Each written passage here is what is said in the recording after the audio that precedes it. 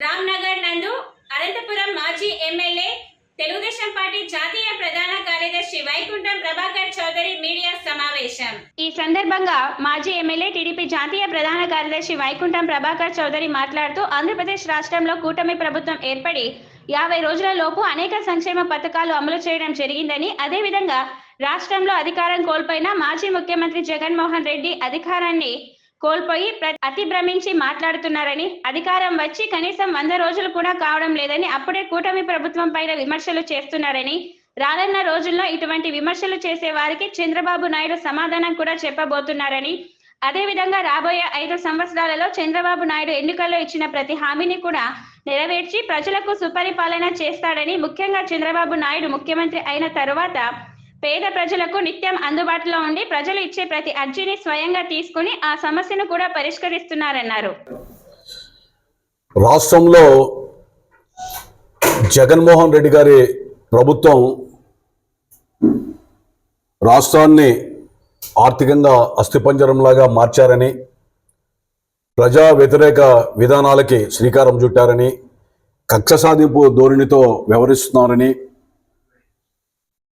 ఇది ప్రజా ప్రభుత్వం కాకుండా ఒక నియంత పాలనగా కొనసాగింది అనేటువంటి భావనతో చంద్రబాబు నాయుడు గారే సరైన వ్యక్తి రాష్ట్రానికి గాడిలో ఆర్థిక పరిస్థితులను చక్కదిద్దడానికి, అస్థిపంజరం లాంటి ఆర్థిక వ్యవస్థను పరిపుష్టి చేయడానికి చంద్రబాబు నాయుడు గారు సరైనటువంటి వ్యక్తి. అందులో మరి ఎన్డీఏ కూటమి ఈ రాష్ట్రంలో అధికారంలోకి రావాలని చెప్పి ప్రజలందరూ కూడా చరిత్రలో ఎప్పుడు కూడా కని విని ఎరగని రీతిలో స్పష్టమైన మెజారిటీ కంటే అఖండమైన మెజారిటీ ఇచ్చి జగన్మోహన్ రెడ్డి గారి ప్రభుత్వం మీద ఉన్నటువంటి వ్యతిరేకతను ప్రజలు చాటుకున్నారు. ఈ సందర్భంలో కేవలం 50 రోజులు అంటే 2 మాసాలు కూడా పూర్తి కాలేదు. ఈ 2 మాసాలు కూడా పూర్తి కాని సందర్భంలో కొంతమంది అధికారాన్ని అనుభవించి ప్రజల గురించి ఏమాత్రం పట్టించుకున్నటువంటి ప్రబుద్ధులు మాట్లాడుతూ ఉన్నారు. హామీలు ఏమయ్యాయి, మరి ఇచ్చినటువంటి హామీలను నెరవేరుస్తారో లేదా అనేటువంటి అనుమానాలతోనూ అదేవిధంగా అపోహలతోనూ మాట్లాడే పరిస్థితి ఉంటే దయ్యాలు వేదాలు వల్లించినట్లు ఉంది. 5 సంవత్సరాల్లో అభివృద్ధి అనేటువంటిది పక్కన పెట్టేసి కేవలం బటన్ నొక్కుతాననేటువంటి ఒక దుస్సాంప్రదాయానికి ఒడిగట్టి ముఖ్యమంత్రి అయినటువంటి వ్యక్తి ప్రజలకు జవాబుదారుగా ఉండకుండా, ప్రజలకు కనబడకుండా, ఏదైనా విపత్తు జరిగినా, అరిష్టాలు జరిగినా, అన్యాయాలు జరిగినా, ఆక్రమణలు జరిగినా ముఖ్యమంత్రి సమాధానం ఇవ్వకుండా ఆయన ప్రత్యేక సలహాదారుడు మన రామకృష్ణారెడ్డి గారితోనో ఎవరితోనో ఒక ప్రెస్ మీట్ పెట్టి మరి చేతులు దులుపుకునేటువంటి పరిస్థితి వచ్చింది. కానీ ఈరోజు ముఖ్యమంత్రి ప్రజల చేత ఎన్నుకోబడినటువంటి ప్రజాస్వామ్యబద్ధంగా ఉన్నటువంటి ప్రజాప్రభుత్వ అధినేతగా చంద్రబాబు నాయుడు గారు ఎక్కడైనా ఏదైనా సమస్య వస్తే తాను స్పందిస్తూ ఉన్నాడు. స్పందించి ఇచ్చిన హామీల్ని ఒక్కొక్కటిగా శ్వేతపత్రం ఆయా శాఖల్లో శ్వేతపత్రాన్ని వివరిస్తూ తాను ఏం చేయదలుచుకున్నాడు, మరి చేయడానికి ప్రజల సహకారం కావాలని చెప్పి చెప్తా ఉంటే కొంతమంది మీడియాల ద్వారా అంటే హామీలన్నీ గాలికి వదిలేస్తారా అనేటువంటి రకాలుగా అపోహలు సృష్టించడానికి కపట రాజనీతిని ప్రదర్శిస్తూ ఉన్నారు. వాళ్ళందరూ కూడా ఆత్మవిమర్శనం చేసుకోవాలా.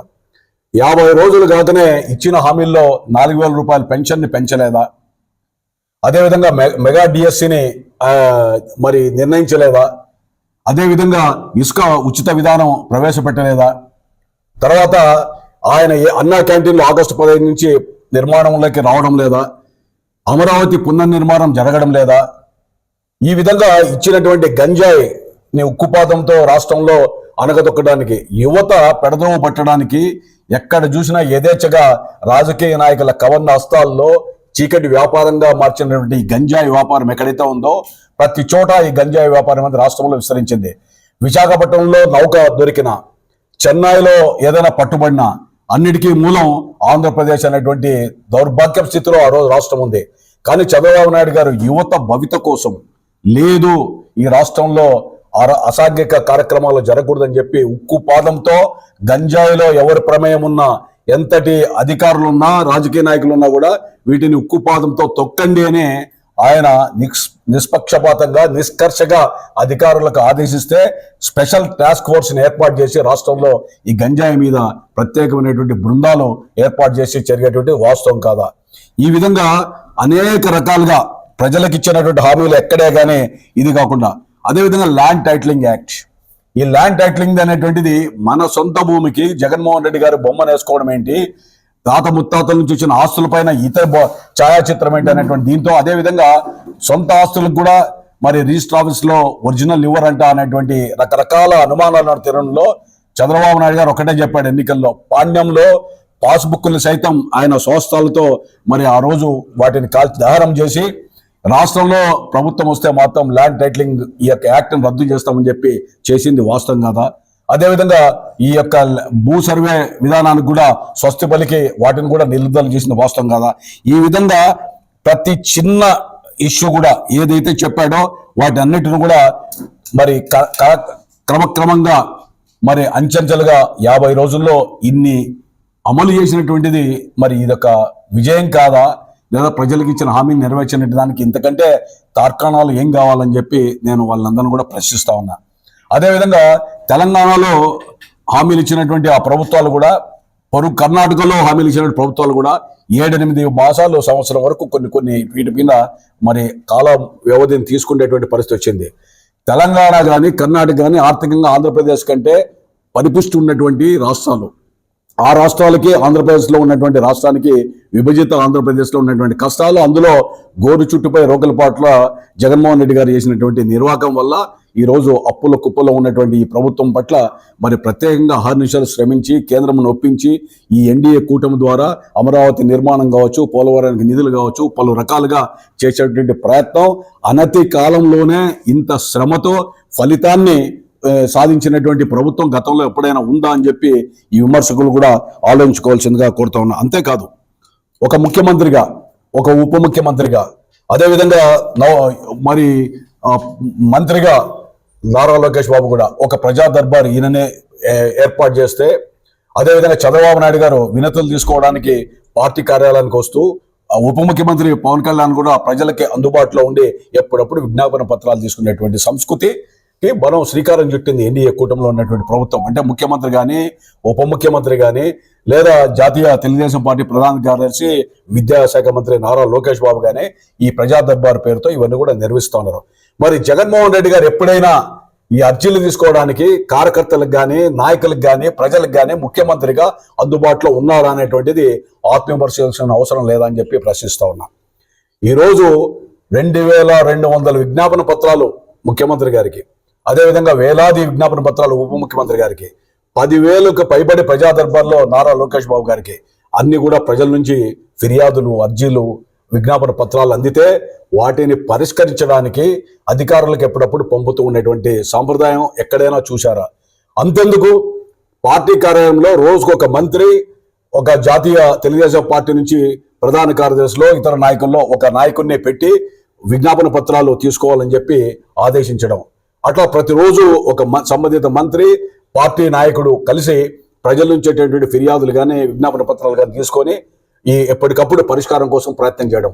అందులో నేను కూడా ఒక భాగస్వామినే.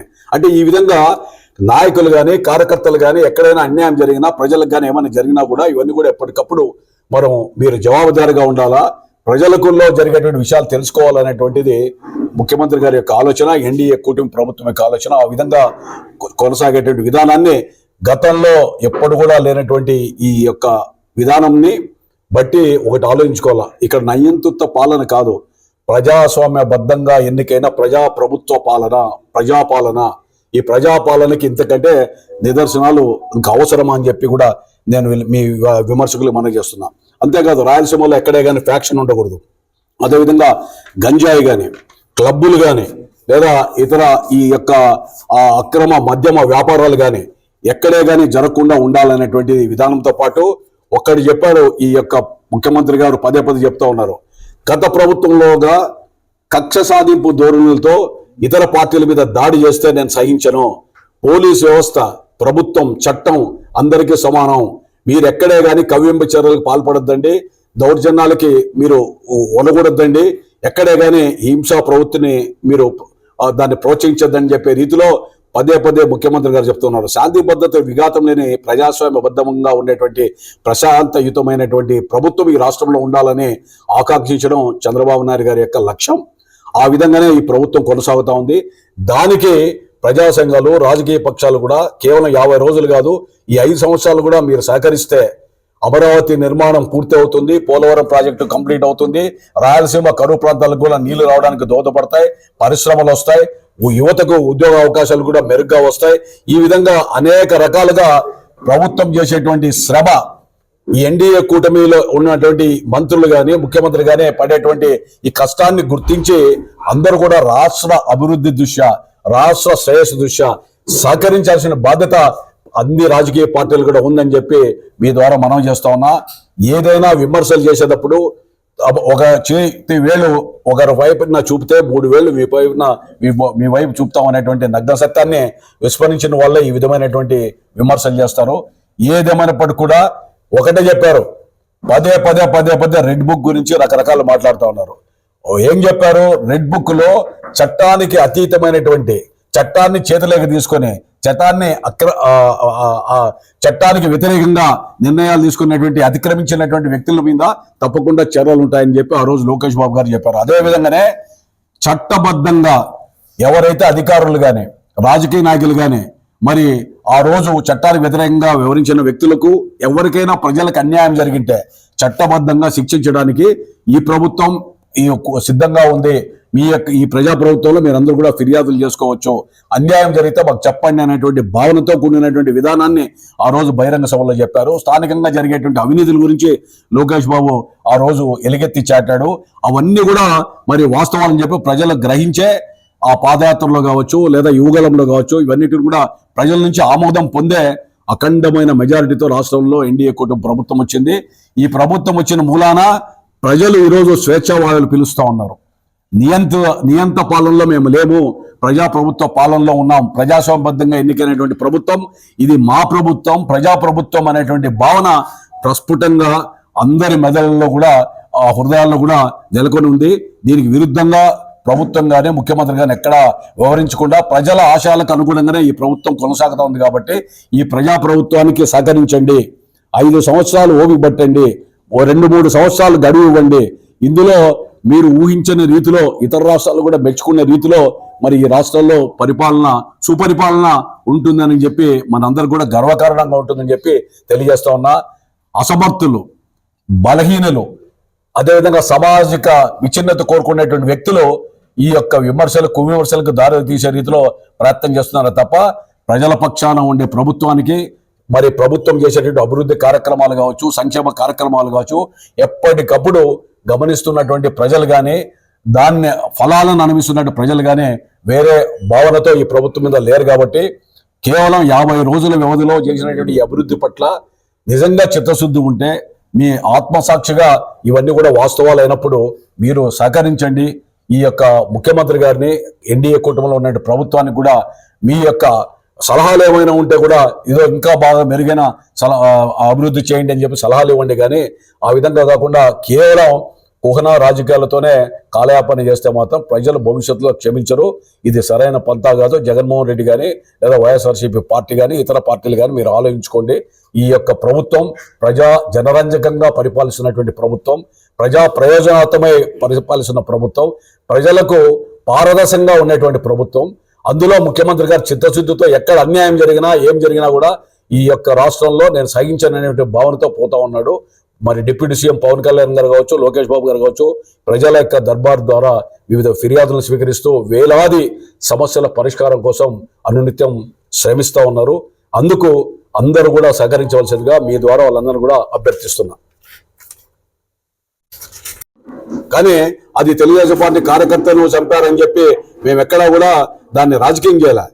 ఇది వ్యక్తుల మధ్య అక్కడ ఉన్నటువంటి క్షణికావేశంలో జరిగినటువంటి సంఘటనలు తీసుకొని వచ్చి ఇదేదో రాజకీయ హత్యలుగాను తర్వాత కక్ష సాధింపుగాను అనేటువంటి భావన సరైనది కాదు.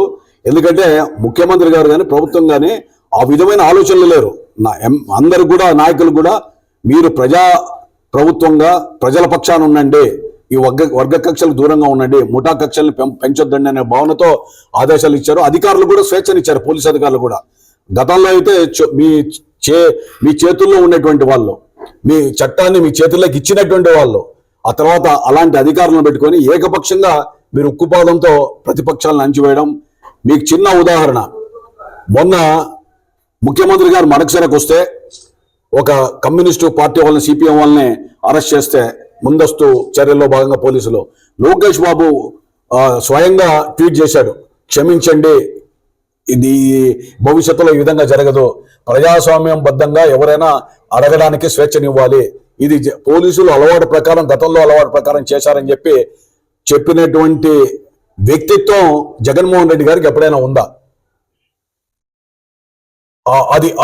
ఇది యథార్థమా కాదా మీరు ఆలోచించండి. ముఖ్యంగా మహిళలతో అధికారం చేపడానికి టీడీపీ అంటే 18 ప్రతి మహిళకు 15,000 ఇస్తామని చెప్పారు. అది ఎప్పటి వరకు అమలు చేస్తారు? మీకు మొట్టమొదట 4,000 పెన్షన్ మహిళలు కూడా దాంట్లో ఉన్నారు కదా, భాగస్వాములే కదా, అది ఇవ్వడం.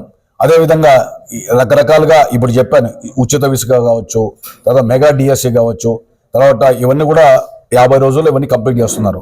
ఇచ్చిన హామీలన్నీ కూడా దశల వారీగా పూర్తిగా అంచెంచెలుగా చేస్తారు. అంతేందుకు ఇప్పుడు తెలంగాణలో 8 మాసాలు అయింది. రైతుల రుణమాఫీ ప్రభుత్వం ఎన్నికలప్పుడు ఇచ్చారు, 8 నెలల తర్వాత మరి ముఖ్యమంత్రి గారు ఇచ్చారు. అంటే ఇవన్నిటిని కూడా గాడిలో పెట్టడానికి టైం పడుతూ ఉంది. ఇచ్చిన హామీలన్నీ కూడా ఒక్కొక్కటిగా పూర్తి చేస్తున్నటువంటి ప్రభుత్వం మరి చంద్రబాబు నాయుడు ప్రభుత్వం. తప్పకుండా చిత్తశుద్ధితో ఇవన్నీ కంప్లీట్ చేయాలనేటువంటి దీక్ష కంకణ బద్ధుడే ఉన్నాడు చంద్రబాబు నాయుడు గారు. దాంట్లో మీకు ఎలాంటి అనుమానం లేదు.